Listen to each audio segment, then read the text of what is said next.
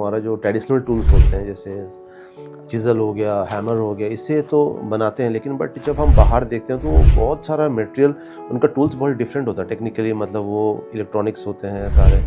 तो ये और उसमें अपना जो ट्रेडिशनल मेथड में करना कितना टफ होता है? नहीं, बनारस में एक चीज़ ट्रेडिशन, जो हमारी जो ट्रेडिशन चिज़ल और हैमर लेके जो ट्रेडिशनल वो होता है, कार्वर्स जो करते हैं, क्लासिकल स्कल्पटर्स जो इतने बड़े बड़े वंडर्स, इतने बड़े बड़े टेम्पल्स, उस टाइम कौन सा मशीन था?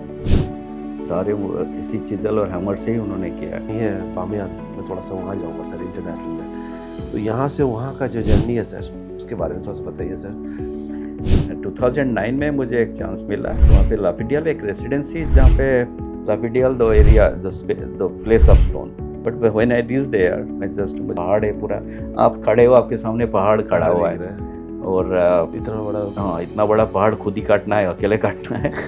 और नेक्स्ट थिंग चिज़ल और hammer, no electrical tools. Egypt में था, असवान में, इजिप्ट में नाइल रिवर के हम इस साइड में काम कर रहे हैं, और अपोजिट साइड में सहारा डिजर्ट है। यहाँ 45 से 50 डिग्री होता था इस साइड में, वहाँ 10 डिग्री का डिफरेंस, मतलब 60-65 डिग्री जस्ट रिवर के उस साइड में। बड़े बड़े सैंड ड्यून दिखाई दे रहा है, हमें दिखाई दे रहा है सामने, बीच में रिवर है नाइल, नील नदी नाइल, और इस साइड में हम काम कर रहे हैं वहाँ पे।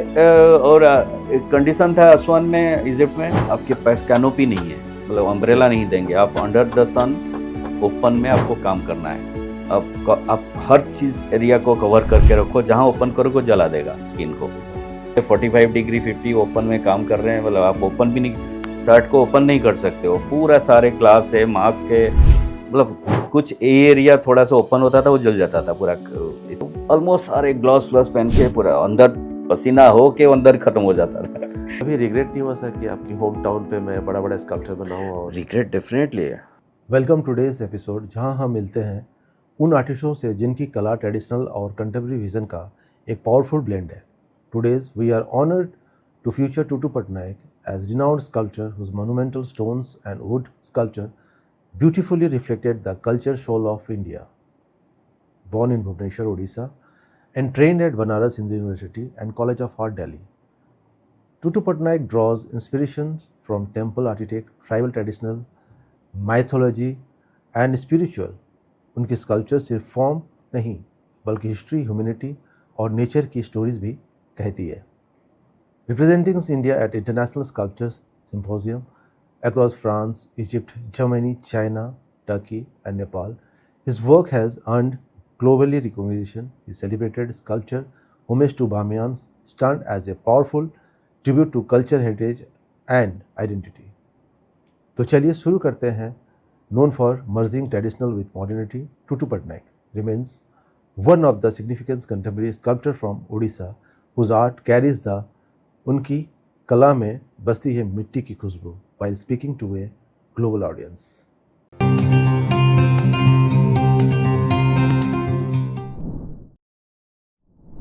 हाय गाइस, मैं देवाशीष, आप सभी को क्रिएटिव माइंड इंडिया पे आपका स्वागत है। आज मेरे सामने बैठे हैं टूटू पटनायक जी। टूटू सर नमस्कार। नमस्ते। कैसे हैं सर आप? बिल्कुल ठीक हो। समय दिया आप हमारे लिए।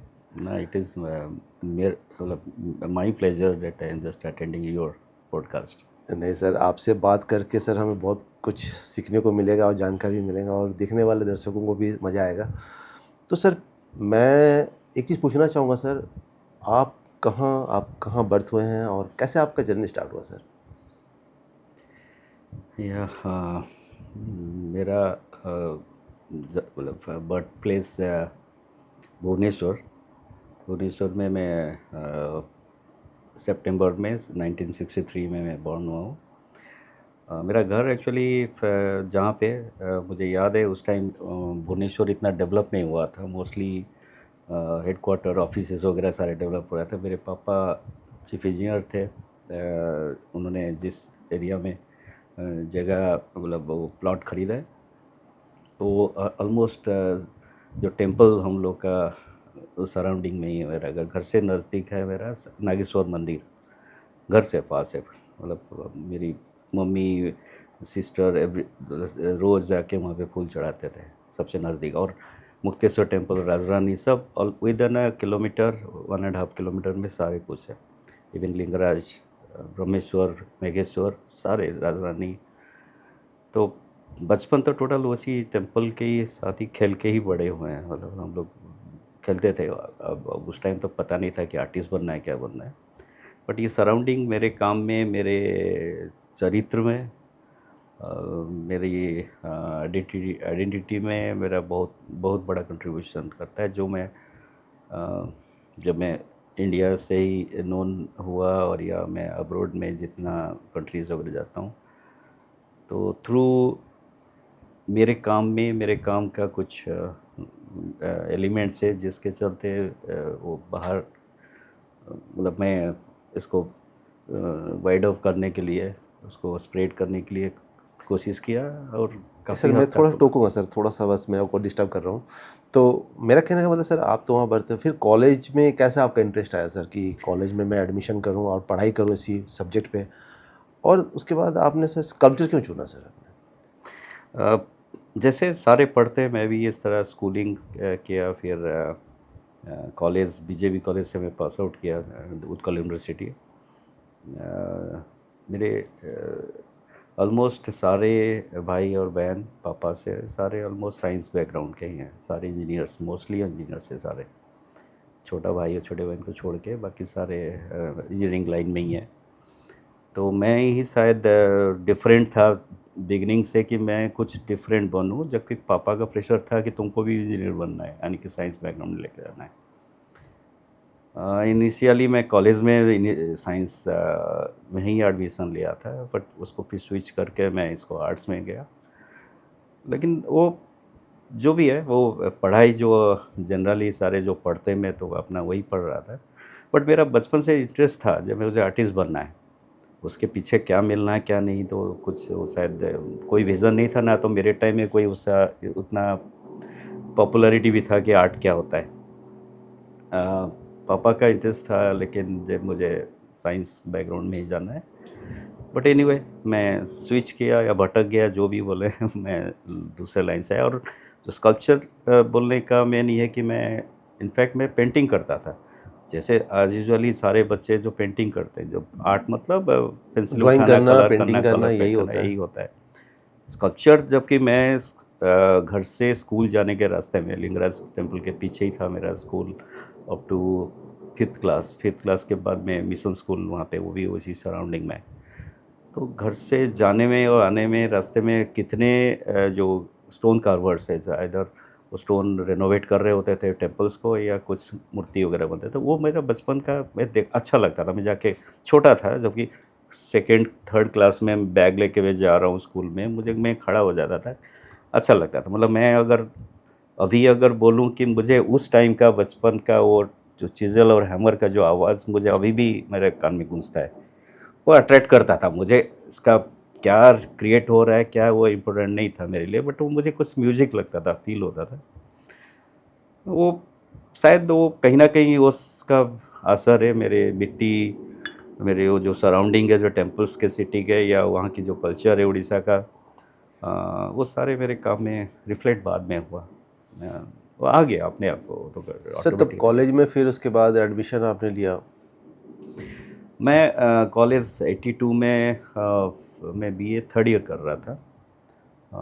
3rd ईयर पढ़ रहा था, आईए के बाद मैं बीए 3rd ईयर कर रहा था। मुझे खलीकोट में किसी के मतलब रेफरेंस? मुझसे रेफरेंस से मैं खलीकोट में मैं गया। वहाँ पे मैं 3 महीना पढ़ा हूँ खलीकोट आर्ट कॉलेज में। बट लेकिन उसके बाद बीएचयू मुझे किसी के रेफरेंस में मिला कि बीएचयू में भी एक है, तो मैं इंटरव्यू दिया। बीएचयू का इंटरव्यू थोड़ा लेट होता है, तो वहाँ हो गया। 3 महीने के बाद मैं फिर चला गया बीएचयू। तो बीएचयू जाने के बाद जो वहाँ पे 5 ईयर डिग्री होता था, तो 2 इयर्स जो प्रोविशनल, मतलब वो ये पीरियड होता है आपकी फाउंडेशन कोर्स है, उस टाइम पेंटिंग करता था जैसे आज यूजुअली पेंटिंग करता था। बट 3rd ईयर से स्पेशलाइजेशन आपको चूज़ करना होता है। तो 3rd ईयर में जब मैं स्टार्ट किया, मतलब स्टार्ट इन द सेंस जब डिपार्टमेंट में जाने का ये हुआ जो स्पेशलाइजेशन, मेरे जो प्रोफेसर है बलबीर सिंह कट, उन्होंने क्या देखा मुझे नहीं पता, तुम पेंटिंग नहीं करो, तुम स्कल्पचर में चले जाओ। अब मुझे तो पता नहीं था, नहीं इनफैक्ट स्कल्पचर करता था, बट मुझे इससे कोई बहुत ज़्यादा अपील नहीं कर रहा। ठीक है, वो बचपन से देखा हूँ पत्थर काटना, ये काटना, उतना ही देखा हूँ। और कोई, हाँ राइट, वो दुर्गा मूर्ति ये होना मेरे घर के पास, वो भी देखता था मैं। कभी बैठ के वहाँ भी हेल्प करता था, मिट्टी बढ़ाता सर था उड़ीसा बॉर्डर में को। तो सर जो पत्थर वहाँ अवेलेबल होते हैं वो सैंडस्टोन्स वगैरह होते हैं, कोंडालाइट। और आप इधर बनारस में जब आए थे तो वो फॉर्म और वो आपको बड़ी डिफरेंट दिखा होगा वहाँ पर। ओवरऑल स्टोन की जो कैरेक्टर है, स्टोन वो डिफरेंट इटसेल्फ, होता है। मतलब जो नेम बाय नेम जब हम बोलते हैं जो ये स्टोन है, हमें कहीं भी कभी वो फील नहीं होता है कितना हल्का है या कितनी सॉफ्ट है या ये कितनी भारी। पर स्टोन मीन्स एक सॉलिड एक रॉक है, हेवी होगा, बिगर साइज होगा, वो राइट। एक इम्प्रेशन तो था ही। तो स्टोन कौन सी मटेरियल, मतलब सॉफ्टर है या हार्डर है, ग्रेनाइट है, ये उससे कोई फ़र्क नहीं पड़ता। स्टोन मीन्स स्टोन है। वो बचपन से मैं देखता ही था। लेकिन मैं पेंटिंग से जब स्विच किया था, यानी कि बिगनिंग में तो स्टोन नहीं होता था, वो ज़्यादातर आपको क्ले मॉडलिंग वगैरह जो प्रोसेस सीखा जाता था वही सीखा है।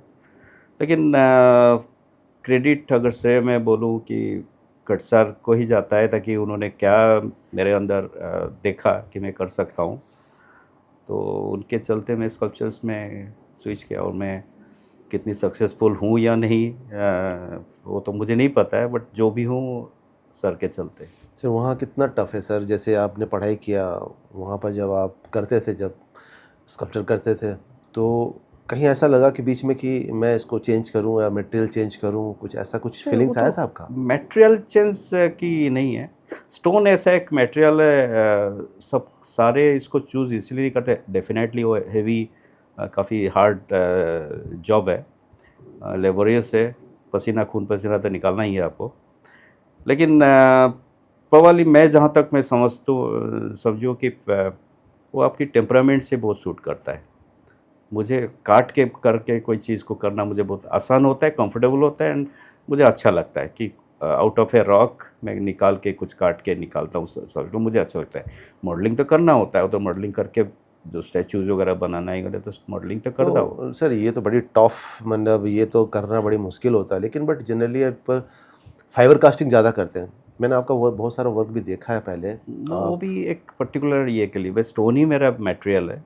स्टोन में ही, मतलब उड़ीसा से लेके मैं जब बनारस में आया, बनारस में सबसे नज़दीक है चुनार सैंडस्टोन, जहाँ से मिर्ज़ापुर चुनार, जहाँ से आपकी मौर्यन पीरियड के, गुप्ता पीरियड के जितने भी सारे स्टोन हैं, जितनी हाई पॉलिश, अगर आपकी लाइन कैपिटल है हमारी सारनाथ का, दीदारगंज यक्षी, मतलब जितने भी वो हाई पॉलिश हम लोग का जो स्टोन है, उसी स्टोन से वो चुनार के स्टोन है। और मेरे कॉलेज से 40 किलोमीटर, मोस्टली हम लोग जितने भी स्टूडेंट्स सारे प्रैक्टिस उसी स्टोन से ही करते थे। एंड जो सर बोलते थे कि the sandstone is the most difficult stone to work out, के कि इसलिए कि उसके लेयर्स होते हैं, उसको आप स्टडी करना पड़ता है लेयर की साइड से, मतलब वो सॉफ्टवेयर हो सकता है बट काटना बहुत डिफ़िकल्ट। आप अगेंस्ट में चलोगे उसकी अलग ये होता है, उसका इफेक्ट आता है, उसके फेवर में, उसके अकॉर्डिंगली उसका चलोगे लेयर में, उसका अलग ही होता है। तो वो उसको स्टडी करना बहुत ज़रूरी होता है। मार्बल, ग्रेनाइट उस टाइम कॉलेज में इतना नहीं काटे थे, ग्रेनाइट तो नहीं काटा था, मार्बल काटा था, बट स्टोन, सैंडस्टोन का ही एक अलग चार्म है जो काट के सीखे, और उसी से मुझे मैं तो सर प्रैक्टिस टूल्स ज़्यादा था। जैसे होते हैं सर, जैसे हमारा जो ट्रेडिशनल टूल्स होते हैं, जैसे चिज़ल हो गया, हैमर हो गया, इससे तो बनाते हैं, लेकिन बट जब हम बाहर देखते हैं तो बहुत सारा मटेरियल, उनका टूल्स बहुत डिफरेंट होता है टेक्निकली, मतलब वो इलेक्ट्रॉनिक्स होते हैं सारे। तो ये और उसमें अपना जो ट्रेडिशनल मेथड में करना कितना टफ होता नहीं, है सर? बनारस में एक चीज़ ट्रेडिशन, जो हमारी जो ट्रेडिशन चिज़ल और हैमर लेके जो मतलब होता है, कार्वर्स जो करते हैं, क्लासिकल स्कल्प्टर्स, जो इतने बड़े बड़े वंडर्स, इतने बड़े बड़े टेम्पल्स, उस टाइम कौन सा मशीन था? सारे वो इसी चिज़ल और हैमर से ही उन्होंने किया है। लेकिन कटसार के अंडर में जब कॉलेज में हम लोग का ग्राइंडर का अलाउ नहीं था। आप पूरा अपनी स्टडी, बैचलर, सिर्फ हैमर और चिज़ल लेके प्रैक्टिस हम लोग वही किए हैं, सारे ही करते थे। अलाउ नहीं था अंदर किसी का इलेक्ट्रिकल टूल्स अलाउ नहीं था। बैचलर करने के बाद जब मैं मास्टर्स करने आया दिल्ली में मास्टर्स के लिए मैं ये किया, तो वहाँ भी मुझे ज़रूरत नहीं पड़ा इलेक्ट्रिकल टूल्स को। वहाँ भी मैं 2 इयर्स ऑलमोस्ट सेम चिज़ल हैमर लेके मैं जितना भी काम हुआ ब्लैक मोस्टली ब्लैक मार्बल में करता था। उसके बाद मैं 2 साल के बाद मैं पहला ग्राइंडर खरीदा जब मैं पढ़ा रहा था कॉलेज में। मैं उस टाइम पास आउट करने के बाद मुझे वहाँ पे लेक्चरशिप के लिए एज ए फैकल्टी मुझे उन्होंने अपॉइंटमेंट किया था। उस टाइम में मैं जब काम कर रहा था, मैं शायद 90 में मैं ज्वाइन किया एज ए विजिटिंग ये लेक्चरर। 92 में पहला ख़रीदा था ग्राइंडर, तो ज़रूरत नहीं था। तो ट्रेडिशनल टूल्स में जब इतने बड़े बड़े वंडर, इतने बड़े बड़े टेम्पल्स बने हैं, तो इसमें क्या है, वो तो इलेक्ट्रिकल टूल्स डेफिनेटली वो फास्टर है, आपको इजी है, बट उसका भी कुछ अपना रूल रेगुलेशन है, कैसे उसको मेरी use डिमेरिट किया है जाता क्या सर ना, इसमें फास्ट होता है इसमें काम करने से? फास्ट डेफिनेटली होता है। मैं आपको लेटर ऑन आपको बताऊंगा जब मैं बाहर जाने का मुझे मौका मिला फॉरेन में, जब ये मैं आऊँगा सर उस पे। तभी मैं आपको बाद में बताऊंगा। नहीं, फिर उसके बाद सर मैं यही सोचता हूँ कि फिर इतना बड़ा बड़ा आप करते थे, फिर आपको ब्रेक कैसा सर, फिर एक प्लेटफॉर्म, क्योंकि आपका तो एग्जीबिशंस वगैरह भी करते हैं सर, एक ब्रेक होता है ना कि हाँ अब मेरे को रिकॉग्नाइज मिल गया सर, ये आपको कब लगा कि हाँ ऐसा कुछ आया था सर समय आपको? नहीं, रिकॉग्नाइज अभी भी नहीं मिला मुझे लग रहा है सर वो तो आपको पता है ना, हमें तो पता है ना नहीं, सर, स्टिल लोग आई जानते एम हैं। Acting like a student. Still मुझे वो फील होना चाहिए भी कि मैं, हाँ ठीक है, मैं कुछ काट लिया, पत्थर कर लिया, कुछ क्रिएट कर लिया, इज अनदर थिंग, बट अभी भी मेरे में कुछ सीखने का अभी है कि मैं कुछ सीख रहा हूँ, सीखता हूँ। मैं जितना अब्रॉड में जाता हूँ, बाहर कंट्रीज़ में जाता हूँ, इतने सारे फ्रेंड्स है, बड़े बड़े स्कल्प्टर्स भी है, सीनियर स्कल्प्टर्स भी है, मेरे जूनियर स्कल्प्टर्स भी है, उनके साथ जब काम करता हूँ, सबके अपनी techniques, different country, different culture है, उनकी मशीन्स भी इस तरह है, तो वहाँ से मुझे सीखने को बहुत कुछ मिलता है। तो इसलिए नहीं कि हमेशा मेरा माइंड ओपन है, जहाँ से कुछ मिले सीखना चाहिए। सर पढ़ाने अच्छा लगता है या अपना फ्रीलांस टाइप का काम करना अच्छा लगता है सर? हाँ, एक लाइक एग्जांपल दूँ, जब रविंद्रनाथ टैगोर शांति निकेतन में जो कहते हैं राम किंकर बेस को बुलाया गया था पढ़ाने के लिए, तो सर बोले मुझे पढ़ाना नहीं आते, वो तो अपना मूर्ति बनाना ही बनाना जैसे करते थे ना, तुम्हें पढ़ाना नहीं है, तुम आके तुमको अपना काम करना है, बच्चे उससे इंस्पायर्ड होंगे। आर्ट आप सिखा नहीं सकते हो, आप सीख सकते हो, इन द सेंस आप एक आर्टिस्ट के अंदर पता नहीं क्या क्या चीज़ उसके अंदर है, तो आपको क्या चाहिए आप एज ए स्टूडेंट उनसे सीख सकते हो, बट आर्टिस्ट के पास तो ऑलरेडी खजाना है, वो क्या क्या सिखाएंगे, किसको क्या चाहिए, वो कैसे बताएंगे, वो अपना काम कर रहे होते हैं। बच्चों को जिसको सीखना है सीखा है। मुझे पढ़ाना बहुत अच्छा लगता है, इन द सेंस मैं पढ़ाना उसको इस तरह नहीं बोलूँ कि जैसे जनरल लाइन में पढ़ाया जाता है, मैं उनके साथ इंटरेक्ट करता हूँ, बातें करता हूँ, काम करता हूँ, उनसे सीखता हूँ, उनसे सिखाता हूँ, कि मुझे मेरी एज में जहाँ पे मैं एज में मेरा तो काफ़ी बच्चों से काफ़ी बड़ा हो चुका हूँ, बट अभी भी मैं बच्चों के साथ काम करके मुझे एक बहुत बड़ा एक जिसको बोलते हैं बूस्ट मिलता है, मुझे बहुत सारे एनर्जी मिलता है, ताकि छोटे बच्चे जब होते हैं वो एनर्जेटिक होते हैं, कुछ भी कर सकते हैं वो लोग, अच्छा सर, बने खराब बने। जब आप काम करते थे और अभी के बच्चे जो काम करते हैं कॉलेजेस में, तो बहुत सारे डिफरेंसेस है, क्योंकि अभी के जो बच्चे हैं बहुत टेक्नोलॉजी हाई है, उनका जो दिमाग है बहुत फास्ट है, ये आई आगे। तो कभी ऐसा लगता है कि ये तो उस समय से बहुत आगे चल रहे हैं, या लेबर नहीं है अभी उनमें करने का उतना क्षमता नहीं, बस देखते रहते हैं ऐसे यूट्यूब्स वगैरह, ये तो ऐसा कभी लगता है क्या सर?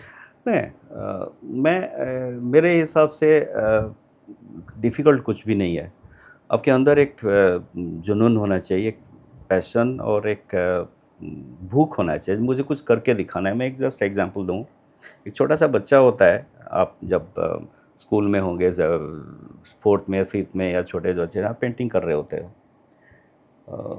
कुछ करके अपना, मैं भी ऐसे ही करता था, तो कोई आके तारीफ़ किया, अरे कितना अच्छा बनाया हो, वो जो अच्छा बनाया हो जो वर्ड है, उससे हमें दूसरा बनाना है, अगर मैं भी और के दिखा दूँ, कभी बोल देते थे पापा या मम्मी और एक करके दिखाना, तो एक जोश जैसे ना एक अंदर आ जाता था, कुछ कर, उस टाइम हमें थोड़ी पता था उसमें कुछ मिलेगा नहीं मिलेगा, कुछ 10 पैसा मिलेगा या 50 पैसा मिलेगा, कुछ पैसा नहीं मिलता था, बट जो आपके अंदर एक ना एक जोश दे दिया जाता था कि और करके दिखाओ, या खुद ही बोले या नहीं बोले करने के लिए होता है, कुछ करके दिखा दूँ, अंकल बोलेंगे या भैया दीदी या कोई भी आके बोले कि तारीफ़ करें, यार कितना अच्छा बनाया हो।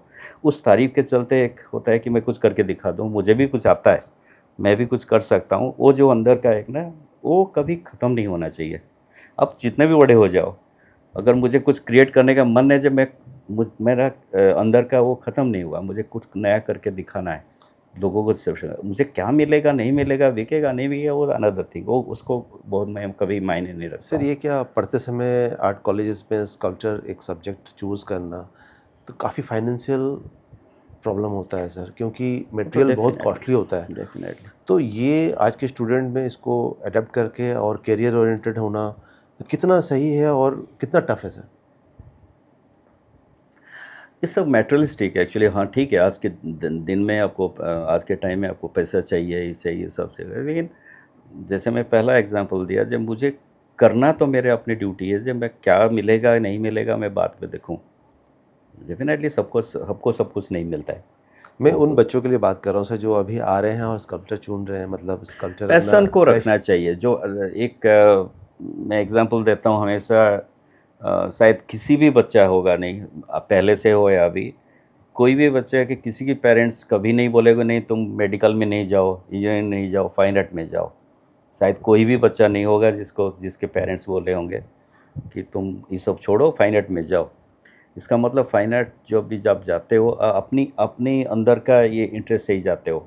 कोई पेरेंट्स कभी किसी को भी ये नहीं प्रमोट किए होंगे कि नहीं तुमको ये सब छोड़ के फाइन आर्ट में जाओ। इन द सेंस आप अपने गोल आप खुद चुने हो कि मुझे करना क्या है, मुझे आर्टिस्ट बनना है। उसमें कितना आगे सेल आउट करेंगे, नहीं करेंगे, क्या बनाएँगे, वो सब कुछ नहीं। जब पहले फर्स्ट ईयर में उसको क्या पता, हाँ, ख्वाब तो होता है, ड्रीम तो बहुत होता है कि मैं वो भी करूँगा, ऐसे भी करूँगा।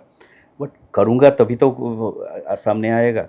तो कैसे जाना चाहिए सर एक बड़े प्लेटफॉर्म पे सर, हम जब पढ़ाई कर रहे हैं स्कल्पचर की तो? मैं उस तरह इतना आगे के लिए जो फ्यूचरिस्टिक वो के लिए मैं बच्चों को सजेस्ट कर रहा हूँ या मैं अपने के लिए मैं सोच रहा हूँ, मेरा ड्यूटी है काम करना। फ्यूचर ठीक, सबको मतलब फ्यूचर के बारे में सोच रहा है, एम्बिशन रहना गलत नहीं है, लेकिन मुझे कुछ करके तो दिखाना है। वो पहला ड्यूटी है एज अ स्टूडेंट, मुझे कुछ करके दिखाना था। क्योंकि स्कल्पचर एक ऐसा सब्जेक्ट है ना सर, इसकी अगर हम इसकी अचीवमेंट देखें तो बहुत लेट होता है और बहुत बड़ा होता है सर।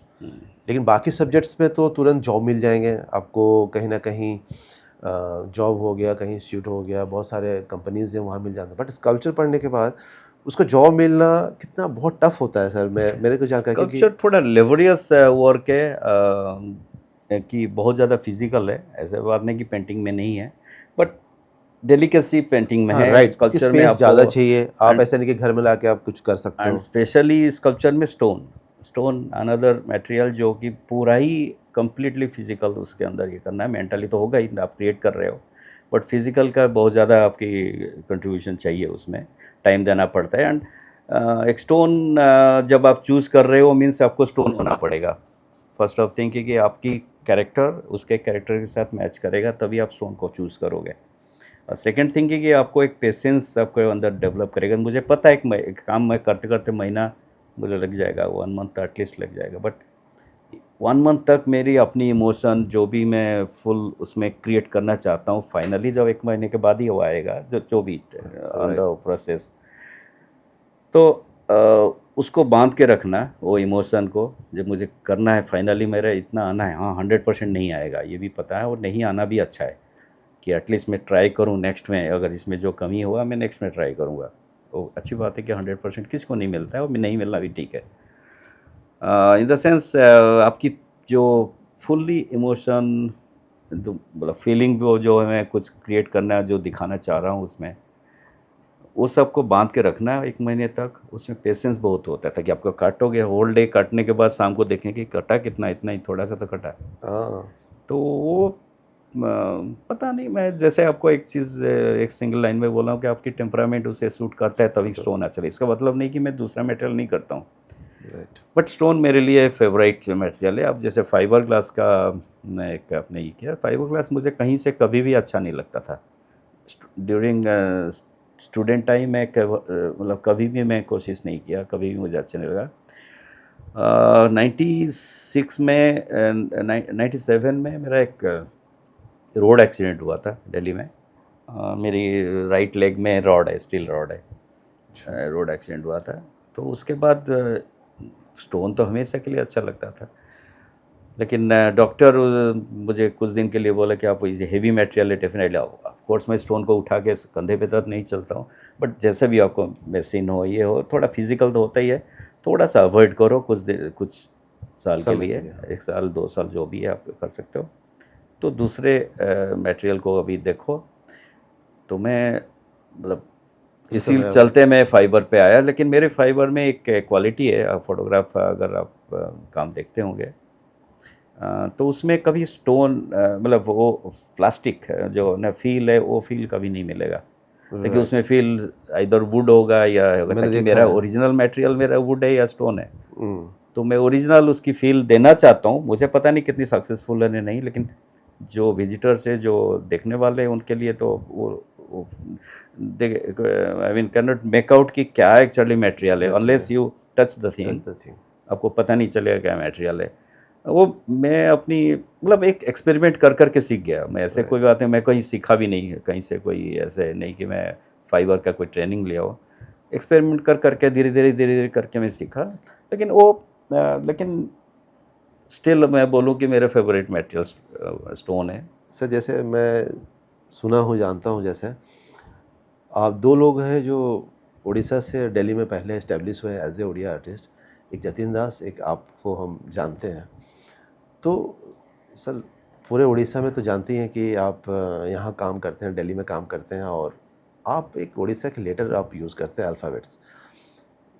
तो सर इसको थॉट कैसा आया कि आपके इस कल्चर में इसको कब उसको इम्प्लीमेंट किया सर आपने?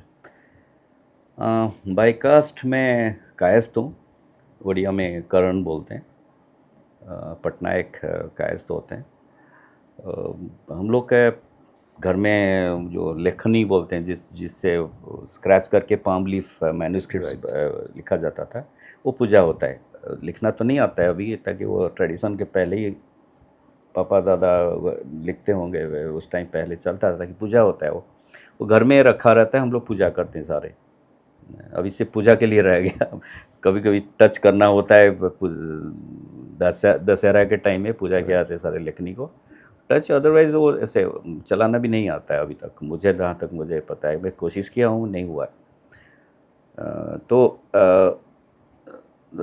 हम लोग के जितनी भाई बहन पापा मम्मी सबके जो हॉरोस्कोप है, जातक जो है ना, वो पाम लीफ में ही बना हुआ है।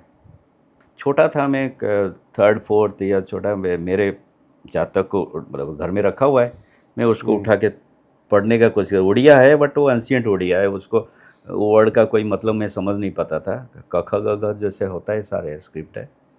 तो मैं अपने उसको उठा के कभी पढ़ने की कोशिश करता था, मेरे जातक क्या है, मतलब मेरे हॉरोस्कोप में क्या लिखा हुआ है, मुझे क्या बनना है, कैसे बनूंगा, क्या जो भी नहीं समझ में आता था, बट मुझे अच्छा लगता था अपना जातक। मतलब मुझे लगता था इसमें मेरा सारा कुछ इसी में रखा हुआ है। मुझे उठा के मैं खोलते बार बोला, तो मेरी मम्मी डांटती थी, यार इसको ये अंदर रखा करो, क्यों इसको ये खोलते हो। छुप छुप के भी कभी खोल के मैं अपने को एंजॉय करता था। उसमें आप देखेंगे कुछ राइटिंग पोर्शन है, कुछ इलस्ट्रेशंस होता है, इवन होल भी होता है जहाँ पे वो बांधा जाता है। ये फर्स्ट है। सेकंड थिंग, घर के पास धौलागिरी या धौली बोलते हैं उड़िया में, घर से करीब 7 किलोमीटर है। बचपन में मैं जब स्कूल्स में था तो मैं साइकिल लेके चला जाता था, मुझे बहुत पसंद था वो धौलागिरी, मतलब सिटी से दूर है उस टाइम में, अभी तो बहुत डेवलप हो गया आसपास। उस टाइम कुछ नहीं था, वो चारों तरफ खेत है, खेत, बीच में एक पहाड़ है जिसके अंदर जो मतलब वही है। शायद वो जो ऊपर एक स्तूपा बना हुआ है वो मेरे सामने ही बना है। अच्छा, मतलब था नहीं, मेरे टाइम में नहीं बना था, जस्ट माउंट सा था, पहाड़ सा था, छोटा सा हिल, और जिसके ऊपर ये कार्विंग हुआ था। यानी कि ऊपर तो चढ़ना जरूरत नहीं पड़ता था, नीचे इसकी जो अशोका के कलिंगा वॉर, जब अशोका जीतने के बाद, कलिंगा ये बैटल के बाद, उन्होंने इंस्क्राइब किए हैं उसको उसने स्टोन के ऊपर। एक हाफ कार्व्ड एक हाथी है, हाथी जबकि सिम्बॉलिकली ये बुद्धा खुद ही थे, मतलब सिम्बॉलिकली वो बुद्धा को ही रिप्रेजेंट करता है। वो बाद में पता चला हिस्ट्री पढ़ के। बट स्कूल के टाइम में मैं जाता था, उसको ब्राह्मी स्क्रिप्ट में लिखा हुआ है, तो ब्राह्मी अब उस पढ़ने नहीं आएगा ठीक से वो क्या लिखा हुआ है, ऐसे अच्छा लगता था हाथ को टच करके। मैं ऐसे हाथ पत्थर है, उस टाइम ओपन था, अब तो शायद वो उसको कवर कर चुके हैं, म्यूजियम उसको डेवलप किए हैं सारा आर्कियोलॉजी वाले। तो उस टाइम छूता था उसको, फील करता था क्या है, स्टोन रफ है। और हाथी में वो हाथी के ऊपर जाके बैठता था, मैं अपने को अशोका समझता था। अच्छा। सामने सामने इतना बड़ा खेत है, पूरा ग्रीन ग्रीन, कहीं पानी है जा रहे खेत में पानी, तो मुझे वहाँ जैसा लगता था वो मेरा ही लैंड है, मेरा ही साम्राज्य है, वो मैं बैठा हूँ यहाँ अशोका। मेरी छोटा छोटा बच्चे का एक फीलिंग है उस टाइम। तो मुझे वो स्क्रिप्ट मुझे अभी भी याद है बचपन की। अभी तो बहुत सारे इसको बंद कर, लेकिन मैं उसको छुआ हूँ, अभी तो छू ही नहीं सकते, दूर हो गया। जिसको मैं फील किया हूँ या मैं अंदर मेरे घुसा हुआ है। तो ये जो स्क्रिप्ट है मेरे बचपन से, अब मुझे थोड़ी पता था मैं आर्टिस्ट बनूंगा, बट अच्छा लगता था बस। वो मेरे काम में कैसे आया, क्या आया, इंटेंशनली आया नहीं आया, वो बात की बात है। जो मैन्युस्क्रिप्ट है उसमें कुछ उसमें पिक्चर होता है, इलस्ट्रेशंस होता है, और बाकी लिखा रहता है। तो मेरे काम में आप अगर देखेंगे वो रिटर्न मैटर्स होता है उड़िया में, डेफिनेटली उसका मीनिंग है। कोई भी ऐसे वर्ड नहीं है जहाँ पे मैं ऐसे ही एक सा कुछ लगाया हूँ। सब में कभी श्लोका होता है, कभी कोई कविता होता है, कुछ ना कुछ मैं लिखता रहता हूँ वहाँ पे। और साथ में जो पिक्चर है उसके कनेक्टेड, जैसे जातक आपकी पाम लीफ में भी कोई पिक्चर होता है, उसी से रिलेटेड ही लिखा रहता है ना। वो पिक्चर भी मेरा स्कल्पचर जो है उसी तरह। तो जो भी पिक्चर जो उसको मैं डायमेंशन देना स्टार्ट किया, बाकी एरिया को फ्लैट रखा, जो रिटर्न मैटर है उसको इंस्क्राइब किया। इधर में कभी रिलीफ है, हाई रिलीफ हुआ है, कभी लो, जस्ट इंस्क्राइब करके भी लिखा हूँ। डिफरेंट टेक्निक में उसको किया हुआ है, जैसे पाम लीफ में इंस्क्राइब किया हुआ है, धौलागिरी में इंस्क्राइब किया हुआ है। बट कभी कभी मैं उसको छोड़ के बाकी एरिया को पुश किया हूँ, जैसे इजिप्शियन के काम में भी आता है। तो इजिप्शियन तो इन्फ्लुएंस तो सारे मेरे काम में इसी दोनों का जो मैं बताया। बड़ा स्कल्पचर करने का दिमाग में कैसे थॉट आया कि इतना बड़ा करूँगा मैं? वो श्रेय जाता है कटसार के लिए। कटसार मेरे प्रोफेसर डेफिनेटली वो माने जाते हैं मोनूमेंटल स्कल्पचर के लिए, इंडिया में, अब्रोड में भी बहुत सारे कंट्री में मैं गया हूँ। सर यहाँ से सर जो आपकी जर्नी है बामियान, मैं थोड़ा सा वहाँ जाऊँगा सर इंटरनेशनल में, तो यहाँ से वहाँ का जो जर्नी है सर उसके बारे में थोड़ा सा बताइए सर। ये था 2009। डेफिनेटली मैं पास आउट करने के बाद यहाँ तो करता ही था काम, छोटे छोटे करके अपना काम करना, एग्जीबिशंस करना, कभी सेल आउट होता था, मतलब कंटिन्यूसली मेरा काम छोटे बड़े चलता रहता। इतना बड़ा ह्यूज नहीं होता था डेफिनेटली, इतना बड़ा स्टोन को लाना, काटना, उसके बाद क्या करना है वो सब डेफिनेटली। तो हार्डली मेरे ख्याल से 4-5 फीट तक मैं काटा हूँ, जो फॉरेन जाने तक पहले। 2009 में मुझे एक चांस मिला, ये लापिडियल करके एक रेसिडेंसी ईस्ट साउथ में, हाँ ईस्टर्न और साउथ में फ्रांस में, वहाँ पे लापिडियल एक रेसिडेंसी जहाँ पे लापी मीन स्टोन, लापिडियल दो एरिया, दो प्लेस ऑफ स्टोन। ओके। एक माउंटेन है, वो माउंटेन इनफैक्ट जो स्टैचू ऑफ लिबर्टी जो बना है उसको फ्रेंच आर्किटेक्ट ने बनाया, एक्चुअली प्रेजेंट किया है फ्रांस अमेरिका को प्रेजेंट किया। स्टैचू ऑफ लिबर्टी के जो पेडेस्टल इसी स्टोन से बना है। अच्छा। इसी पहाड़ में जो जिस लापिडियल है, एक क्वेरी है, वो क्वेरी 43 के बाद कभी इसका फिट नहीं हुआ, 43 या 47 लास्ट इसका फिट हुआ था वहाँ से, मतलब वो स्टोन्स यहाँ से निकाला गया था। यहाँ से पास में एक रिवर है सारांत, रिवर सारांत बोलते हैं, वो सारांत होते हुए अटलांटिक होते हुए अमेरिका गया है, वो पास में है, पूरा रिवर है, बोट से या जैसे भी वो लेके गए, ट्रांसपोर्ट किए। तो ये स्टोन 43 या 47 तक जो होने के बाद वो बंद हो गया था, ताकि स्टोन्स जितना निकालना था निकाल दिए, चले। जंगल था, उस एक वदम्बो करके एक छोटा सा गांव है, गांव से 2 किलोमीटर ये पहाड़ है छोटा सा। तो उस पहाड़ से ये लोग सप्लाई करते थे। अब क्या वो पहाड़ ऑलमोस्ट मतलब बंद हो गया था, जंगल हो गया था, उसमें रहते होंगे एनिमल्स वगैरह रहते होंगे वहाँ पे। तो गांव से दूर है तो कि वहाँ पे लोग जाते नहीं थे, जंगल सा छोटा सा था, वो पहाड़ जितना निकाला करके वो खाली था, कोई जाता नहीं था इतना। 2000 में एक एनजीओ लापीडियल जो है NGO in collaboration with government, French government, दोनों मिलके इसको ओपन किए, पूरा सफाई किए space. Every year they used to invite 6 sculptors All over the around the countries. world. Okay. They choose actually. You have to send your application. Okay. उसमें से वो सिलेक्ट करते हैं। देन वहाँ से 6 मुझे 2009 में चांस मिला, यानी कि फर्स्ट टाइम। मैं पहले तो मैं कभी ट्राई भी नहीं किया था, फर्स्ट टाइम मैं ट्राई किया। वो हुआ, मेरा सिलेक्ट हो गया। एंड दे वो मुझे दो ड्राइंग, दो प्रोजेक्ट के लिए उन्होंने क्या था, एक हॉरिजॉन्टल था, एक वर्टिकल था। तो हॉरिजॉन्टल जो है अराउंड 30 फीट का एक वॉल है, 30 फीट का एक पहाड़ का एक सरफेस है। अच्छा। जहाँ से हाइट अराउंड 14 फीट के आसपास है, 14 फीट हाइट है, और इस तरह करके। और एक दूसरा वाला था 10 फीट बाई 8 फीट का वर्टिकल एक स्पेस था। ये दोनों में से मुझे, दोनों के लिए मैं दोनों प्रोजेक्ट भेजा, दोनों ड्राइंग्स भेजा, दोनों उनको पसंद था।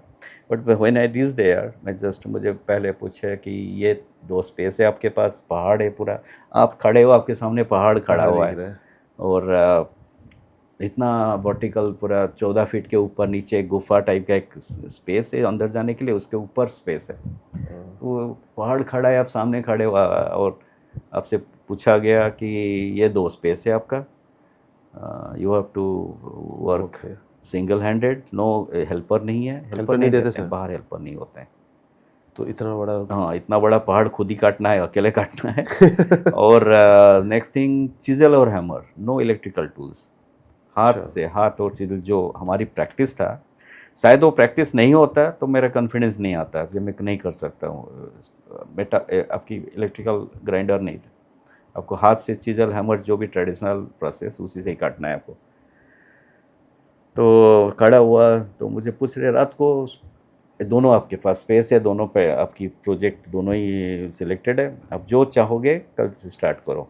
रात, you have a whole night time, आप थोरोली सोचो ठंडे दिमाग से, कल आके बोलना कौन सा ये करना है। एंड वो जो भी बाकी थे स्कल्पटर्स, 2-3 खड़े थे, फ्रेंच कर वो गुड साइज, मैं थोड़ा छोटा ही हूँ, इंडियन टाइम हाइट है, तो मैं खड़ा हूँ, मेरे सामने दो खड़े हुए हैं बड़े, तो आप पूछ लेना, to just you think whole night and tomorrow you have to say which one is up to you.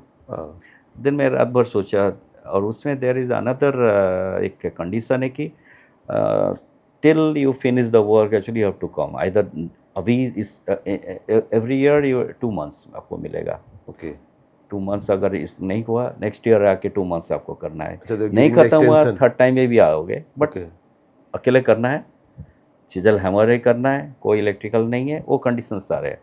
आपको उतना ही पैसा देंगे कि मतलब ऐसे नहीं कि एक ही बारे में आपको प्रोजेक्ट है, अगले साल उतना ही पैसा पे मिलेगा। मेरे ख्याल से अराउंड 6.5 लाख के आसपास मिला था मुझे 2 महीने के लिए। क्या बात है सर। रहना, पहना, खाना सब कुछ देने के बाद, जाना आना सब देने के बाद 6.5 लाख के आसपास मिला था, यूरो में था। तो 2 महीना था। जब मैं किया कि जब टाइम बाउंडेशन नहीं है तो ठीक है, मैं बड़ा ही काटूंगा, हमेशा के लिए एक ही बार तक कटना है। हाँ, बड़ा ही करूँगा, छोटा क्यों करूँ। और उस पेस में इतना बड़े बड़े स्कल्पचर्स, 1-2 कहते, एक सेनेगल का एक स्कल्पचर था, उसका भी ये 16 फीट का वर्टिकल था। 2-3 स्कल्पचर्स थे तो बहुत बड़े थे, मतलब वही है 16-17 फीट 18 फीट के आसपास। अब मेरा जो है 24 फीट है। मैं जो काटा 30 आउट ऑफ 30 फीट का स्पेस में से 24 फीट ऐसे किया, इससे 11 फीट किया वर्टिकल, मतलब हाइट में 11 और ऐसे हॉरिजॉन्टली 24 फीट। 30 फीट के वॉल पे उतना एरिया, दोनों साइड से थोड़ा स्पेस छोड़ा और काटना स्टार्ट किया। बाकी तो कितना समय लगा सर? मैं 2009 में 2 मंथ्स कम्प्लीटली मैं किया, 2010 में 2 मंथ्स में ख़त्म किया। बट जैसे जो चार्म था कि बस फॉरेन जा रहा हूँ, एक नया मतलब नया क्रिएट कर रहा हूँ, बट ये एक तरह जिसको मैं समझूँ जो एक you have to be I mean crazy, जिसको बोलते हैं ना, पागलपन है वो। ताकि होल डे मेरे साथ और भी थे, एक रशिया का था, एक न्यूजीलैंड का था, एक जिम्बाब्वे का था, एक फ्रेंच, 2 फ्रेंच थे, एक साथ हम लोग काम कर रहे थे।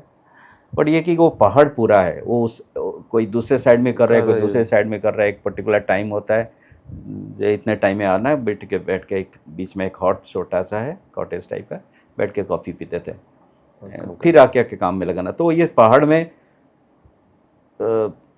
होल डे, मतलब सुबह 8 बजे से लेकर रात को 9 बजे शाम होती है, तो 8 बजे तक आपको पूरा 12 आवर्स आपको मिलता था। 12 आवर्स अब काटना है, अकेला काटना है, और जो बीच बीच में लंच होता था या ब्रेक, कॉफ़ी ब्रेक होकर हम जाते थे मिले, फिर आके काटना है। तो वहाँ कोई जाता नहीं था, इतना लोग आते नहीं थे विजिटर्स। चिड़िया के आवाज़ और चीजल और हैमर के आवाज़ अलावा कुछ नहीं मिलता था। हाँ। तो जैसे आप out of the world, completely कोई कनेक्शन नहीं है, नहीं फ़ोन तो था ही नहीं उस टाइम, मतलब उतना कुछ था ही नहीं, वाईफाई था भी नहीं, तो आप सिर्फ काम होल टाइम। तो पागलपन ही था। कितना दिन लगा? मैं टू मंथ्स में ख़त्म किया। लेकिन सेकंड टाइम जो 2010, अब मुझे लगा कि थर्ड टाइम में आना नहीं मुझे, मतलब इतना मतलब इतना बड़ा पहाड़ काटना, टायर्ड भी हो गया था। तो यहाँ तो सर लोगों ये आपको हेल्पिंग हैंड्स मिलते हैं सब काफ़ी सारे, बाहर फॉरेन में से नहीं मिलते हैं? बाहर के मोस्टली 95% जो सिम्पोजियम में अटेंड किया हूँ, जितना भी करीब 27, अब तो 33 हो गए, जिसमें से 4 तो इंडिया में है, बाकी सारे बाहर है।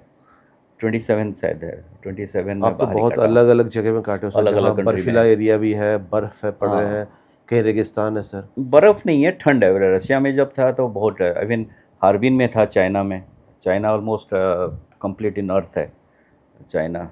सर हमारा तो आप तो इस इंडियन कॉन्टिनेंट, यहाँ तो उतना ज़्यादा है नहीं, हर तरह का मौसम है, तो टफ तो होता होगा वहाँ पर।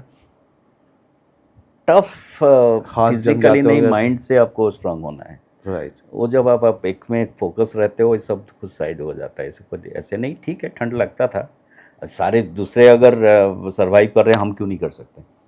वो तो ठीक है, आप जब काम में बिजी रहते हो, ठंड वंड सब बात साइड हो जाता है। इवन मैं इजिप्ट में था, असवान में, इजिप्ट में नाइल रिवर के हम इस साइड में काम कर रहे हैं, अपोजिट साइड में सहारा डिज़र्ट है।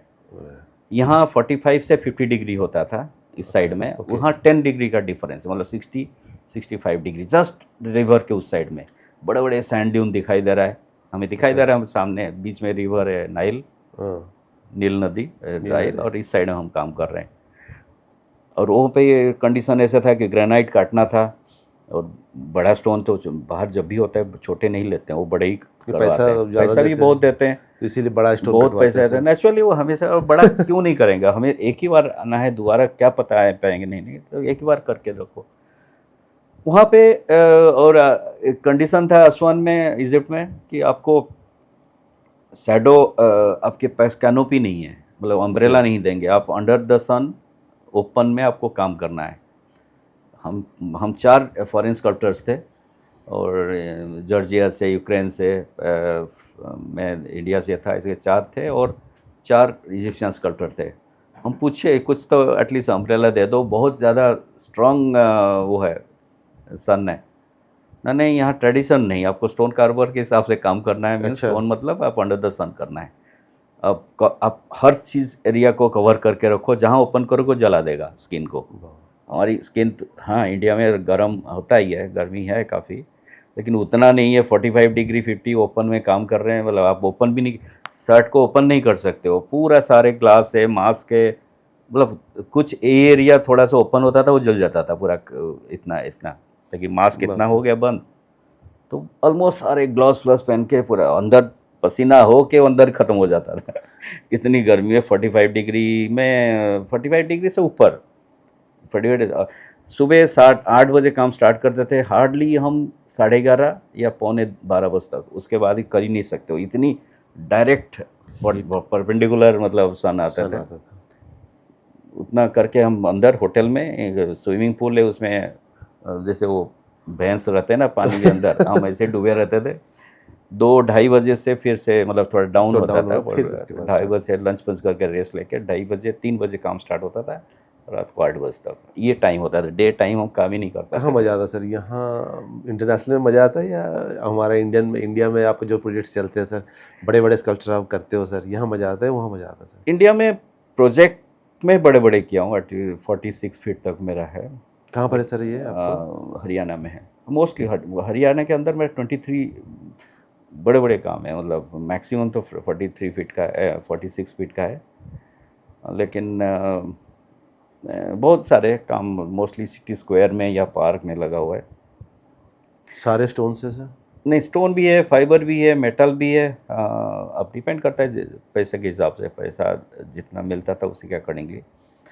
और ये मेरे जो, मैं आपको एक जस्ट एग्जांपल दिया था, मेरे स्टोन, मेरे फाइबर में अब स्टोन या मेटल वुड डिस्टिंग्विश नहीं कर पाए। आप पहचान नहीं सकते हो। तो वो मेरे लिए अच्छा भी है, लेकिन उसमें प्रॉब्लम भी हो गया कि वो उनको जब कम पैसे में आपको स्टोन मिल रहा है, इन द सेंस लुक मिल रहा है, तो तो वो फिर उसी के कर, वो राजी है, यही कर लो। सारे मांगेंगे सब, ब्रॉन्ज में है, एल्युमिनियम में है, सोने में है, बता दो पूरा सारे, लेकिन बनेगा बाद में मुझे पता है फाइबर में आएंगे ये लोग। देखिए वो पैसा कम होता था और लुक उतना ही मिलता था। हाँ, तो बार्गेनिंग आपके हिसाब से जो जैसा रेट्स होंगे तो स्टोन वैसे ही नहीं देते प्रोजेक्ट्स, थे, जैसे मतलब बहुत प्रोजेक्ट्स, सारे, और ब्रॉन्ज में भी लगा है, स्टोन में भी लगा है। क्योंकि ट्रांसपोर्ट में भी जो दिक्कत पैसा होता होगा सर, क्योंकि नहीं, सब हो जाता है, ऐसे कुछ इंडिया में नहीं। ऐसा है क्या कि स्टोन्स हम ला रहे हैं और कहीं हमारे लिए गवर्नमेंट कहीं वो कर रहा है कि स्टोन आप ले नहीं सकते उतना बड़ा-बड़ा, है ऐसा नहीं, कुछ? अभी तो अरावली में जो ये हुआ, पहले ऐसे था नहीं। अभी रिसेंट जो हो गया, अरावली से अब स्टोन नहीं बढ़ता था। वैसलाना जहाँ से हम ब्लैक मार्बल लाते हैं वो बंद हो गया, इसलिए कि अरावली बेल्ट मैं में आ इसलिए रहा पूछा, है। वैसे वो तो बंद हो गया सर। लेकिन ऐसे नहीं है, पहले तो इतना प्रॉब्लम नहीं होता है, होता था। अब रिसेंटली कुछ ये हुआ कि जो गवर्नमेंट ने गवर्नमेंट थोड़ा किया प्रोजेक्ट छोड़ था, के सर प्राइवेट प्रोजेक्ट में तो दिक्कत होता होगा स्टोन्स में काम करना? वो सब अवेलेबल है, हो जाता है। हो जाता है सब, कहीं ना कहीं में आ ही जाता है। कभी रिग्रेट नहीं हुआ सर कि आपकी होम टाउन पे मैं बड़ा-बड़ा स्कल्पचर बनाऊँ और रिग्रेट डेफिनेटली है। मैं एक ही 97 में एक प्रोजेक्ट मिला था। अब एक प्राणनाथ पटनायक, जो आप समय हाँ आप मैगज़ीन? जानते हैं, समय नहीं, वो कम्युनिस्ट जो लीडर थे उनका एक मेमोरियल बना था पीएन कॉलेज खुर्दा में, उसके सामने मुझे बनाने के लिए मिला था। और मेरा इंटरेस्ट नहीं था कि मैं जस्ट स्टैचू करूं। स्टैचू फर्स्ट सेंचुरी में रोमान स्टार्ट किए, मतलब इंडिविजुअल पर्सन के ऊपर जब रोमान नहीं स्टार्ट किया था। स्टैचू मतलब इन द सेंस किसी पर्सन का बनना, तो फर्स्ट सेंचुरी में, तो फर्स्ट सेंचुरी लेके अभी 2200 साल में हम अभी भी स्टैचू ही कर रहे हैं। मतलब वही पेडेस्टल है, उसके ऊपर खड़े हुए हैं खंभे जैसे। तो मैं थोड़ा चेंज करना चाह रहा था कि हम किसी पर्सन को उनके शक्ल से, उनके बॉडी से नहीं जानते, उनके काम को दिखाना है। हम अगर किसी को, गांधी राइट। जी का जो कंट्रीब्यूशन है वो गांधी फेस के लिए नहीं जाता है। मैं इतने उनके कंट्री काम में से। घूमता हूँ, गांधी को सारे जानते हैं, वर्ल्ड में सारे जानते हैं। हाँ। किसी कंट्री में, एक जस्ट एक एग्जांपल दे रहा हूँ। फ्रांस में मैं काम कर रहा था, एक लेडी आई, वाली ओल्ड लेडी थी, गांव की थी, इंग्लिश टूटा फूटा बोलती थी, फ्रेंच में ही बोली होगी मुझे लग रहा है, मुझे याद नहीं। मुझे वही पूछ रही थी जे where are you from, I told India. नहीं समझ में आया, वो लेडी को समझ में आया इंडिया किधर, कहाँ है इंडिया। अच्छा। तो जस्ट मैं पूछा डू नो गांधी, ओ या एंद। ये लोग एंद बोलते हैं, इंडिया नहीं बोलते। अच्छा, एंड। एंद, इंडस वैली से एंद बोलते हैं। ओके। तो एंद इंडिया पर्टिकुलर हम जैसे बोलते हैं ना, इंडिया नहीं बोलते हैं, वो लोग एंद बोलते हैं। तो मुझसे पूछा अच्छा एंद मतलब, कहने का मतलब गांधी से वो इंडिया को पहचान लिए। मैं जस्ट बताया गांधी को जानते, मतलब जाने कहते हैं हाँ अच्छा एंड। तो कितनी बड़ी फिगर है गांधी के कंट्रीब्यूशन वर्ल्ड वाइड, कितने लोग ये करते हैं। ये गांधी एक बुद्धा, बुद्धा को जो जो इंडिया को रिप्रेजेंट कर, बुद्धिज्म हाँ, का राइट। बुद्धा वर्ल्ड वाइड सारे जानते हैं गांधी। तो कभी लगता है सर उड़ीसा में कि मैं प्रोजेक्ट बनाऊँ बड़ा-बड़ा, और वो तो कभी? सपना है, बट मैं क्या कि मैं इस सब किसी को पकड़ना, किसी के पॉलिटिकली, ये सब मेरा कोई होल्ड नहीं, मेरा कोई इंटरेस्ट भी नहीं है। विदाउट पॉलिटिकल तो वहाँ होता नहीं कुछ, नहीं होता है, वो तो पता सबको है पता इंडिया है। के। बट मैं मेरी तमन्ना तो बहुत कुछ है, लेकिन मैं किसी के पास अप्रोच करूं, मुझे मेरा ये कभी टेंडेंसी नहीं रहा कि मैं जाऊं। अगर मुझे, जैसे मैं बचपन में पढ़ा हूँ ना, वो जंगल में क्या, तुलसी उड़िया में तुलसी दुई पत्र वासे, इन द सेंस तुलसी दो दो पत्ते पत्ते से ही से ही हाँ, पूरा अगर खुशबू फैला। तुलसी है कहीं भी जंगल में होगा, वो अपना स्मेल आएगा। मेरी यही है कि मैं अपना काम कर रहा हूँ, अगर मैं नहीं, ठीक मेरा से। पूछने का सर यही इंटेंशन है कि सर उड़ीसा में कोई आर्टिस्ट जानते हैं जो एक दो लोग कंटेम्प्रेरी में और बाहर काम करते हैं, सारे लोग जानते हैं। तो मैं बस यही जानना चाहता कि गवर्नमेंट ये चीज़ जो आर्ट वहाँ की जो लोग देख रहे हैं, जो कल्चर मिनिस्टर्स हैं, तो ये कुछ ऐसा प्रोजेक्ट बनाए जो उड़ीसा को लेकर आप इंटरनेशनली ग्लोबली इसको रिकॉग्नाइज कर रहे हो। इंडिया का नाम भी हो रहा है उड़ीसा के नाम पर। तो हमें ये लगता है कि देखने के बाद कि आपका ये प्रोजेक्ट उड़ीसा में क्यों नहीं होता है। तो इसलिए मेरा ये सवाल था सर आपसे। नहीं, रिपेंट है तो वो तो बिल्कुल होता है, लेकिन मैं अब, अगर जैसे आपने बताया, मैं उड़िया लैंग्वेज को इतनी सारे कंट्री में, मतलब 27 कंट्रीज़ में मैं अपना लिखता हूँ। आप आज यूजुअली मैं हमेशा लिखता हूँ, उनको भी पता है कि ये उड़िया में जो इंटरव्यू होता है मैं बोलता हूँ ये उड़ीसा का लैंग्वेज, जो मेरे नेटिव वो मेरे होम टाउन है वहाँ का लैंग्वेज है। इंडिया के अंदर लैंग्वेजेस है 22 लैंग्वेजेस है, ऑफिशियल लैंग्वेजेस 22, जिसमें से तो उसमें से उड़िया उनमें से एक है। तो उनको नहीं पता है, ये संस्कृत से ही आया हुआ, इतना बता देता हूँ। उनके इंटरव्यू में होता है, टीवी में होता है, ये मैं यही बताता हूँ उड़ीसा से मेरा, वो उनको इतना पता है। बट रिसेंटली क्या है कि मैं लास्ट टर्की में था लास्ट ईयर। मैं उसमें जो लिखा था इसमें, मेरे से उड़िया में लिखा हुआ था। एक कोई आए हुए थे, कोई ऑफिस मिनिस्टर्स आए हुए थे, उनके टीम में थे। मुझसे पूछे क्या लिखा हुआ है, मैं जस्ट ट्रांसलेशन बताया, तो उसने वो बंदा अपने मोबाइल से ये किया, उसको स्कैन किया और बता दिया। मैं कभी सोचा भी नहीं था आज के टाइम में कि वो लोग स्कैन करके उसका ट्रांसलेशन मुझे बता रहे हैं। मैं बोला हाँ बिल्कुल यही लिखा हूँ। कभी तो लगता नहीं सर आपको कि मैं एकेडमी में जो फील्ड है सर, एग्जीबिशंस करूं, गैलरीज में एग्जीबिशंस करूं, कभी दिमाग में ये ख्याल नहीं नहीं नहीं, आया वो तो सर? करता हूँ मैं, आप तो रेगुलरली करते हो करता सर, हूँ, कभी करता सोलो हूँ। शोज वगैरह ये सब? हाँ करता हूँ, बट मैं ऐसे जनरली मैं आप तो उस बाहर ही तरह, रहते हो सर, हाँ प्रोजेक्ट्स में रहते हो, हाँ, तो मैं मोस्टली इसीलिए बाहरी पूछा। कंट्री में मेरा। लेकिन मैं एक चीज़, क्योंकि एज ए सर व्यूअर्स, ऐसे गेस्ट आर्ट लवर सर ये देखना चाहते हैं सर आपके यहाँ भी काम, तो इसलिए मैंने ये वो सवाल तो है पूछा। बिल्कुल, मैं मेरे में कमी है ये चीज़ कि मैं मुझसे छोटा नहीं हो पाता है, पर बहुत वेरी फ्रैंकली अगर बोलूँ, मेरी हम्म। कमी मैं बता रहा हूँ सामने। डेफिनेटली मैं छोटा करता ही था, छोटा से ही स्टार्ट किया हूँ, छोटे छोटे करके ही मैं बड़ा किया हूँ। बट अब क्या कि ओपन हो गया, करीब 3 मीटर 4 मीटर 5 मीटर के स्टोन काट रहा हूँ बाहर जाके, तो मेरे लिए इजी पड़ रहा है वो बड़ा काटना। उसको जब छोटा करता हूँ मैं, 2 फीट के 2.5 फीट के मैकेट समझ सकते हैं आप, उसका जो छोटा फॉर्म है, ताकि बहुत गैलरी वो मुझे करते हैं कि हम तो जा नहीं पाएंगे फॉरेन में, वहाँ जाके देख नहीं पाएंगे, आप उसका छोटा करके हमें दो। कुछ मैं करके दिया भी हूँ, सेल आउट भी हुआ है, गैलरी वो ले लेता है उसका छोटा फॉर्म, और या तो उसके रिलेटेड जो काम है, एग्जैक्टली कॉपी ज़रूरी नहीं। वो तो करता हूँ, लेकिन मेरे लिए 1 महीने में मैं रिसेंटली टर्की में काट के आया उसको छोटा, हाँ 1 महीने में काटा, वो था करीब 11.5 फीट के आसपास। ऐसे था 5 फीट बाई 11.5 फीट का वो स्टोन था, 1 महीने में काटा मैं। और यहाँ आके वो छोटा सा 2.5 फीट भी नहीं है, 2 फीट समथिंग ये होगा, 1 फीट बाई इतना, इसको काटने के लिए मुझे 1.5 महीना लग गया छोटा। बड़ा काटने मुझे 1 महीना लगा। तो मेरे लिए ओपन बड़ा काटना मेरे लिए आसान है, पूरा फोकस रहता है, यानी कि फुल टाइम काम होता है, करना पड़ता है। छोटा ऐसे बात नहीं कि नहीं हो सकता है, बट वो छोटे छोटे टूल्स लेके काम करना मेरे लिए बड़ा आपके पेनफुल है। लिए अब पेनफुल है, बड़ा ग्राइंडर उठा के काम करना मेरे लिए ईजी होता है। हैबिट हो चुका है कि बड़ा देखना बड़ा काटना। सर अगर मैं 2 लाइन में पूछूं, टुटू पटनायक है क्या? कुछ नहीं, मैं अपनी पैशन के साथ जीता हूँ, पैशन के साथ जीना पसंद करता हूँ, कि मतलब मेरी आखिरी सांस तक कुछ करके, मतलब मैं चैलेंज स्वीकार करूं और कुछ करके दिखाऊं। जो मुझे पता है आज हूं कल नहीं रहूंगा, बट वो काम जहां भी इंडिया में रहे या फॉरेन में रहे, बट इसी धरती पे ही है, कहीं ना कहीं है। जैसे आपने बताया उड़िया के स्क्रिप्ट कहाँ कहाँ वो वर्ल्ड में कहाँ कहाँ चला गया।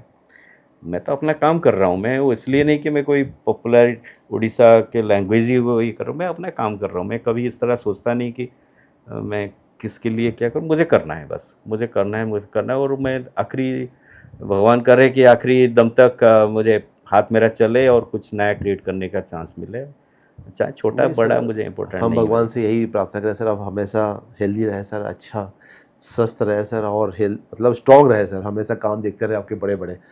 और छोटा सा सर लास्ट सवाल, जो अभी की जनरेशन है सर, जो अभी काम कर रहे हैं सर, उनको क्या मैसेज देना चाहेंगे सर, छोटा सा? फर्स्ट, मैं एज यूजुअली मैं हमेशा कह रहा हूँ कि अपनी पैशन के साथ जियो। जो मेरे अंदर एक भूख ख़त्म नहीं होना चाहिए, बच्चों के लिए बोल रहा हूँ। आप जिस लिए, जैसे एक एग्जांपल दिया था, छोटे टाइम में जब आप ड्राइंग करते हो, आपको जस्ट करना है, क्रिएट करना है। उस टाइम कुछ मिलेगा, पैसा मिलेगा नहीं मिलेगा कोई वैसे नहीं, एक प्रेज़ मिलेगा, एक तारीफ़ होगा कि हाँ कितना अच्छा किया। वो भूख कभी नहीं ख़त्म होना चाहिए आखिरी दम तक, कि मैं कुछ करके दिखाऊं, मेरे में कुछ है, हुनर है मेरे अंदर, वो टैलेंट मैं दिखाऊं। अंदर नहीं दिखाऊं तो कैसे बाहर आएगा, वो ख़त्म नहीं होना चाहिए। बाकी आप सच्चा दिल से, ट्रू हार्टेड आपको काम करना है, और ऊपर वाला देख रहा है कौन कर रहा है कौन नहीं कर रहा है, वो कभी ना कभी देगा। आज नहीं तो कल देगा, नहीं तो परसों देगा। उसके लिए वेट नहीं करो कि वो ऊपर वाला आए, मैं मुंह खोल के बैठूं, ऊपर से आएगा और मुंह खोल के लड्डू खाऊंगा। वो मेरा मेरा कभी नहीं रहा। लड्डू आएगा आएगा नहीं आएगा, मैं इसके लिए मुंह खोल के बैठना नहीं, मुझे करना है। और ये पैशन को साथ जियो, अपनी पैशन, और सच्चाई, मतलब ट्रूली आप डिवोट करो, ताकि ये कि मेडिटेशन है भगवान तक पहुंचने के लिए। यानी कि भगवान क्या है, कि मेरे जो काम है मेरे लिए भगवान है। उसका आखिरी जो मैं रिज़ल्ट निकालूँगा, उससे जो सैटिस्फैक्शन मिलता है, वो मेरे लिए भगवान है। तो उसके वहाँ तक पहुँचने के लिए आपको मेहनत तो करना पड़ेगा, ट्रूली। ठगना नहीं है, ठगोगे तो अपने को, खुद को ठगोगे, दूसरा को किसी ठगना नहीं। मुझे नहीं पता कि मैं ठग रहा हूँ नहीं ठग रहा हूँ, मैं कर रहा हूँ, मुझे भी पता है मैं गलती करता हूँ। लेकिन गलती नहीं करोगे तो हम भगवान तो नहीं है कि हमारे सारे कुछ परफेक्ट होगा। जब कोशिश कर रहे हैं तो ख़राब होगा, और ख़राब होना भी ज़रूरी है, ताकि ख़राब से ही आप आगे एक कदम आगे जाओगे। कोशिश करोगे तो अच्छा करोगे। तो मैं अपने स्टूडेंट्स को ऐसे ही बोलता हूँ, कॉलेज में जो पढ़ाता हूँ, कोई बच्चा ख़राब कर रहा है कोई बात नहीं, ख़राब ही तो हुआ ना, हम भगवान थोड़ी कि हमारे पास सब कुछ अच्छा हो जाएगा। बट गिव अप नहीं करो, कोशिश करो, सेकंड होगा, थर्ड टाइम होगा, फोर्थ टाइम होगा। बट कोशिश करते रहो, कभी ना कभी उससे सीखते हैं, गलती से अपनी सीखते हैं ना, सारे लोग गलती से राइट। सीखते हैं, तो हम क्यों नहीं करें। मुझे लगता है कि आप लोग को अच्छा लगा होगा, और टूटू पटनायक जी से बहुत कुछ सीखने को मिला। और टूटू पटनायक जी, थैंक यू आने के लिए। Thank you. नमस्कार। Thank you. Thank you.